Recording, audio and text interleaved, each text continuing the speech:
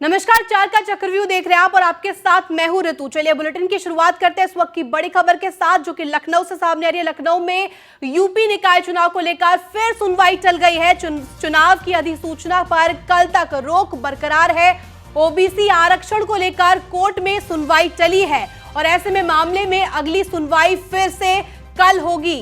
यह अहम जानकारी हम आपको दे रहे हैं। ओबीसी आरक्षण को लेकर कोर्ट में सुनवाई चल गई है और अब मामले में अगली सुनवाई फिर कल होगी। इस वक्त की अहम जानकारी हम आपको बता रहे हैं, जो कि लखनऊ से सीधे तौर पर सामने आ रही है। यूपी निकाय चुनाव को लेकर अब सुनवाई चल गई है और अहम सुनवाई अब कल होगी। चुनाव की अधिसूचना पर कल तक रोक बरकरार है। ओबीसी आरक्षण को लेकर कोर्ट में सुनवाई टाल दी गई है। मामले में अगली सुनवाई फिर कल होगी और ऐसे में यह बेहद अहम माना जा रहा है, क्योंकि अब सीधे तौर पर जिस तरह से कोरोना के भी मामले सामने आ रहे हैं और ग्राफिक्स के जरिए हम आपको समझाने का प्रयास कर रहे हैं कि आखिर क्या मामला है। ओबीसी आरक्षण को लेकर हाईकोर्ट में याचिका दाखिल की गई है और 5 दिसंबर 2022 की अधिसूचना को दी गई थी चुनौती, जिसके बाद अब ओबीसी आरक्षण को लेकर याचिकाकर्ता का आरोप लगाया गया है। उसका कहना है कि ओबीसी आरक्षण लागू करने में प्रक्रिया का पालन नहीं हो रहा है। पिछड़ों के आरक्षण में ट्रिपल टेस्ट का फॉर्मूला लागू नहीं हो रहा। इसके बाद इलाहाबाद हाईकोर्ट की लखनऊ पीठ में सुनवाई होगी। कोर्ट ने अधिसूचना जारी करने पर 12 दिसंबर तक रोक लगाई और कोर्ट ने 14 दिसंबर तक रोक लगाई। इसी खबर पर ज्यादा जानकारी के साथ हमारे संवाददाता मनीष मिश्रा जुड़ गए हैं सीधे तौर पर। मनीष, जिस तरह से पूरा मामला है, अब निकाय चुनाव की अहम, जो बहुत ही अहम माना जा रहा था और ऐसे में अब सुनवाई टल गई है, क्या कुछ ताजा जानकारी आपके पास?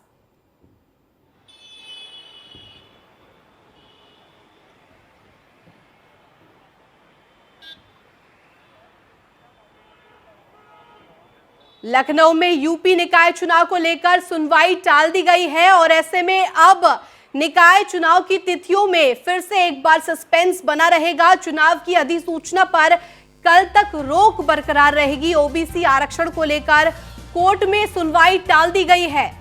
मामले में अगली सुनवाई अब फिर से कल होगी और ऐसे में अब बेहद दिलचस्प, क्योंकि यूपी निकाय चुनाव का बिगुल जिस तरह से बचता हुआ दिखाई दे रहा है, तिथियों को लेकर संशय बना हुआ है।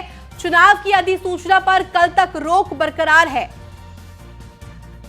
ओबीसी आरक्षण को लेकर जिस तरह से सुनवाई अब टाल दी गई है, मामले में अगली सुनवाई अब फिर कल होगी, जिसके बाद क्या कुछ सामने आएगा। लखनऊ से सीधे तस्वीरें हम आपको दिखा रहे हैं, जहां पर यूपी निकाय चुनाव को लेकर अहम जो खबर है, अब सुनवाई टाल दी गई है। चुनाव की अधिसूचना पर कल तक रोक बरकरार है। ओबीसी आरक्षण को लेकर कोर्ट में सुनवाई टाल दी गई है। मामले में अब अगली सुनवाई कल होगी।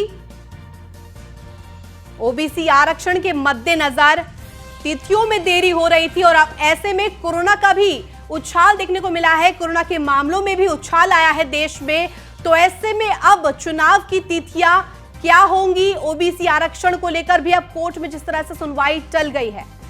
फिलहाल इस वक्त हमारे साथ मनीष मिश्रा जुड़ गए हैं ज्यादा जानकारी के साथ। मनीष, जिस तरह से ये पूरी खबर है कि अब सुनवाई टाल दी गई है, कल फिर से सुनवाई होगी, क्या कुछ ज्यादा अपडेट आपके पास? देखिए, आपको बता दूं कि कोर्ट में एक पूर्व न्यायिक अधिकारी हैं जिनके आज निधन हो गया था, उसको लेकर रेफरेंस कर दिया गया है, जिसको चलते हुए कि आज की सुनवाई जो है टल गई है। अब माना जा रहा है कि सुनवाई कल जारी रहेगी। कल जब केस टेकअप होगा उसके बाद इस चीज़ की जो सुनवाई थी, जो कि आज जारी रही थी, वो कल जारी रहेगी। इसी के साथ जो अधिसूचना पर जो जारी स्टे था वो भी कल तक के लिए बढ़ा दिया गया है। आपको बता दें कि जिस तरीके से 5 दिसंबर के बाद जो अधिसूचना जारी की थी, उस पर रोक लगा दी गई थी। 12 तारीख, 14 तारीख और फिर लगातार 20 तारीख से 20 21, 22 आज तीनों दिन की सुनवाई होनी थी। उसके बाद जिस तरीके से आज सुनवाई को लेके करीब 3:15 का समय दिया गया था कि 3 बजे के 15 मिनट के आसपास के जो केस है वो टेकअप किया जाएगा, और उसके पहले ही निधन की सूचना आती है, उसके बाद रेफरेंस कर दिया जाता है। तो माना जा रहा है कि कल का बहुत महत्वपूर्ण दिन रहेगा, कोई अहम फैसला भी आ सकता है, क्योंकि कल जो कोर्ट है उसका आखिरी दिन है कि 24 तारीख मतलब परसों से जो शीतकालीन अवकाश है उस पर कोर्ट जाएगी, और फिर 3 जनवरी को ये कोर्ट पुनः शुरू होगी। तो माना जा रहा है कि कल अगर कोर्ट का फैसला नहीं आता है या फिर कल टेकअप नहीं होता है केस, तो लंबा इंतजार करना पड़ेगा, 3 जनवरी तक का इंतजार करना पड़ेगा। उसके बाद ही आपको किसी फैसले के लिए आप जाते हुए नजर आ सकते हैं। तो कल बहुत अहम दिन है, अहम फैसले का दिन है, और सभी राजनीतिक पार्टियों का जो नजरें हैं वो उच्च न्यायालय की तरफ रहेगी, क्योंकि कल आखिरी दिन भी है शीतकालीन अवकाश के जाने के पहले। जी ऋतु। बिल्कुल मनीष, और ऐसे में अब एक और मामला भी सामने आ गया है। ओबीसी आरक्षण तो था ही, और ऐसे में अब कोरोना के मामले भी सामने आए हैं। तो क्या कुछ लग रहा है कि आखिर तिथियों का जो सस्पेंस है वो कब तक बरकरार रहेगा? देखिए, ये जो पूरा मामला है जो उच्च न्यायालय में है, ये सिर्फ और सिर्फ ओबीसी आरक्षण को लेके है। अभी इसमें कोई कोरोना की कोई पीआईएल या कोई इसमें कोरोना का जो केसेस का है वो इसमें नहीं देखा गया है। हालांकि सरकार की तरफ से जो दिशा निर्देश हैं, आज कोविड को लेके एक बड़ी बैठक भी की थी मुख्यमंत्री योगी आदित्यनाथ ने, और अभी दिल्ली में खुद प्रधानमंत्री कोविड को लेकर एक बड़ी महत्वपूर्ण बैठक कर रहे हैं। तो उसके बाद कोई जो देश की तरफ से जो राज्य को जो दिशा निर्देश दिए जाएंगे, उन प्रोटोकॉल के तहत आपको जो भी इलेक्शंस होंगे या कोई भी आयोजन होगा, आपको कोविड प्रोटोकॉल के तहत करना पड़ेगा। जिस तरीके से दुनिया भर में नंबर ऑफ केसेस बढ़ रहे हैं, नया वेरिएंट आया है, खुद इंडिया में उसके 3 पेशेंट्स को आइडेंटिफाई किया गया था। तो उसके बाद कहीं ना कहीं इसको लेके कोविड को लेके गाइडलाइंस जारी हो सकती हैं। नई गाइडलाइंस में क्या आता है इसको देखना होगा। तमाम चुनाव पहले भी कोरोना गाइडलाइंस में हुए हैं, उत्तर प्रदेश में भी गाइडलाइंस को लेते हुए हैं। तो माना जा रहा था कि जो जिस तरीके से चुनाव की तैयारियां थी उसमें अगर स्टे हटता है और अधिसूचना जारी रहती है, तो उसको लेके फिर कोविड गाइडलाइंस के लिए सरकार नई कोई गाइडलाइंस जारी करके उसकी तरफ प्रक्रिया कर सकती है। पर अभी इंतजार करना पड़ेगा कि निकाय चुनाव होता है कि चलता है, इसमें भी अभी संशय प्रकार है, क्योंकि कल जब ये केस टेकअप होगा और उसके बाद जब उसमें कोई फैसला आएगा, उसके बाद ही निर्धारित किया जाएगा कि अगर सरकार के पक्ष में अगर फैसला आता है तो अधिसूचना जारी होगी, आपकी चयन प्रक्रिया जो है दावेदारों की वो शुरू होगी, उसके बाद कोरोना की जो गाइडलाइंस है वो इम्प्लीमेंट किया जाएगा। और अगर याचिकाकर्ताओं के पक्ष में आता है तो लंबा इंतजार करना पड़ सकता है। माना जा सकता है कि आपको ये मार्च एंड तक का इंतजार करना पड़ेगा, और मार्च तक आपको निकाय चुनाव की तरफ जाते हुए उत्तर प्रदेश नजर आएगा। अभी बहरहाल इंतजार रहेगा, कल तक का इंतजार है। कल क्योंकि कोर्ट का आखिरी दिन है, तो इसलिए एक महत्वपूर्ण दिन माना जाएगा, एक अहम फैसले का इंतजार रहेगा, और सभी राजनीतिक पार्टियों की जो निकाय हैं वो उच्च न्यायालय के फैसले पर टिकी रहेंगी। जी बिल्कुल मनीष, धन्यवाद तमाम जानकारी के लिए मनीष। वहीं चीन समेत दुनिया भर में कोरोना संक्रमण के केस लगातार बढ़ने शुरू हो गए हैं, और ऐसे में इसे लेकर आज राज्यसभा और लोकसभा में चर्चा की गई। और आपको बता दें कि चर्चा में पहुंचे सभी सांसद मास्क में नजर आए। वहीं सदन में केंद्रीय स्वास्थ्य मंत्री मनसुख मंडाविया ने कहा कि कोरोना के केसों में को देखते हुए भारत सरकार अलर्ट मोड पर है, सरकार की तैयारियां पूरी है, हमने 220 करोड़ से ज्यादा वैक्सीन के डोज लगाए हैं। कोविड के नए केस पूरे देश में दर्ज हो रहे हैं, जिसके सामने पूरी दुनिया में प्रतिदिन 5,87,587 लाख कोविड के नए केस दर्ज हो रहे हैं। Japan, South Korea, USA, France, Greece, Italy जैसे देशों में कोविड-19 के केसों में और कोविड से मृत्यु की संख्या में सतत वृद्धि देखी जा रही है। पिछले कई दिनों से मीडिया में भी चीन में बड़ी तादाद में कोविड के केस और कोविड मृत्यु की खबरें छप रही है। स्वास्थ्य एवं परिवार कल्याण मंत्रालय ने proactive, pre-emptive, all of government and all of society approach के साथ शुरू से ही कोविड-19 महामारी का मैनेजमेंट किया है, और इनके बहुत अच्छे परिणाम भी हमें मिला है।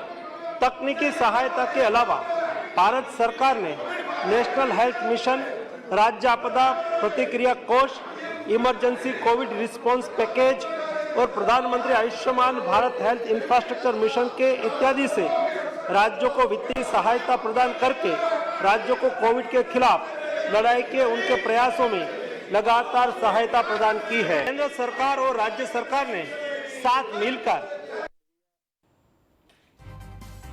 इसी खबर पर ज्यादा जानकारी के साथ हमारे संवाददाता पीयूष तिवारी भी जुड़ गए दिल्ली से सीधे तौर पर। पीयूष, क्या कुछ जानकारी आपके पास, क्योंकि अहम बैठक हो रही है वर्चुअली, प्रधानमंत्री नरेंद्र मोदी और स्वास्थ्य मंत्री बैठक कर रहे हैं कोरोना को मद्देनजर, क्या कुछ आगे आ सकता है इस मीटिंग से निकलकर? देखिए, अगर हम बात करें तो ये समीक्षा बैठक के लिए बैठक हो रही है और एक उच्च स्तरीय बैठक बुलाई गई है। पीएम आवास पर ये बैठक चल रही है, चूंकि प्रधानमंत्री नरेंद्र मोदी वीडियो कॉन्फ्रेंसिंग के जरिए जुड़े हुए हैं। और इस दौरान अगर हम बात करें तो केंद्रीय स्वास्थ्य मंत्री मनसुख मंडाविया और स्वास्थ्य सचिव के साथ साथ तमाम स्वास्थ्य से जुड़े हुए अधिकारी मौजूद हैं। चूंकि प्रधानमंत्री को एक तरीके से रिपोर्ट कार्ड दिया जा रहा है कि अभी भारत में कोरोना की क्या कुछ स्थिति है, किस तरीके से कोविड गाइडलाइंस अगर बनानी भी है तो उसमें क्या कुछ पॉइंट्स होने जा रहे हैं। क्योंकि निश्चित रूप से आप देखिए, जिस तरीके से एक दिन में करीब 185 कोरोना के केसेस आए हैं, 3400 से ज़्यादा देश में कोरोना के केसेस हो गए हैं। निश्चित तौर पे भारत सरकार चाहती है कि किसी भी तरीके से कोरोना जो है वो अपने पैर ना पसार पाए, और भारत सरकार लगातार इस बात को लेकर कई गाइडलाइंस, आप देखिए इससे पहले भी भारत जोड़ो यात्रा को लेकर स्वास्थ्य मंत्रालय की ओर से गाइडलाइंस जारी की गई और कहा गया कि अगर कोविड गाइडलाइंस आप लागू नहीं करवा पाते हैं, फॉलो नहीं कर पाते हैं, तो निश्चित रूप से इस यात्रा को रोक दीजिए। इसके अलावा अगर हम बात करें तो राज्यों के साथ केंद्र सरकार लगातार समन्वय बना रहा है, किस तरीके से अगर किसी राज्य में ज्यादातर कोरोना के केसेस बढ़ते हैं तो उसको किस तरीके से रोकथाम करना है, किस तरीके से ट्रेसिंग करनी है। क्योंकि जिस तरीके से करीब 4 ऐसे केसेस जो नया वेरिएंट आया है वो BF7, उसके 4 केसेस पाए गए हैं भारत में। हालांकि किसी भी मरीज की हालत जो है वो स्थिर है, ज्यादा खराब स्थिति नहीं है। लेकिन एक बात स्पष्ट है कि जो हाई लेवल मीटिंग चल रही है, अगर प्रधानमंत्री को या पीएमओ के अधिकारियों को लगता है कि देश में किसी सख्त गाइडलाइन की जरूरत है तो निश्चित रूप से उस गाइडलाइंस को भी लागू कराया जाएगा। इस पर भी सरकार विचार कर रही है।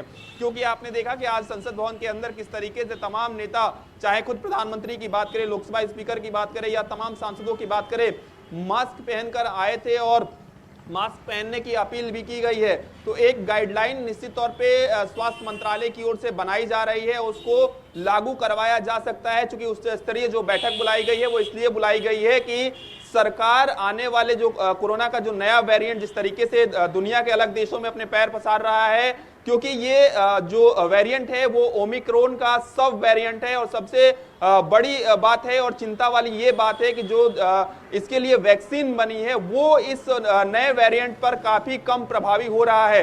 तो इसको लेकर भी कहीं ना कहीं सरकार की और स्वास्थ्य से जुड़े अधिकारियों की एक बड़ी चिंता है। क्योंकि बूस्टर डोज के बाद भी ये जो नया वेरिएंट है वो किसी मरीज पर या किसी व्यक्ति पर प्रभावी हो जा रहा है।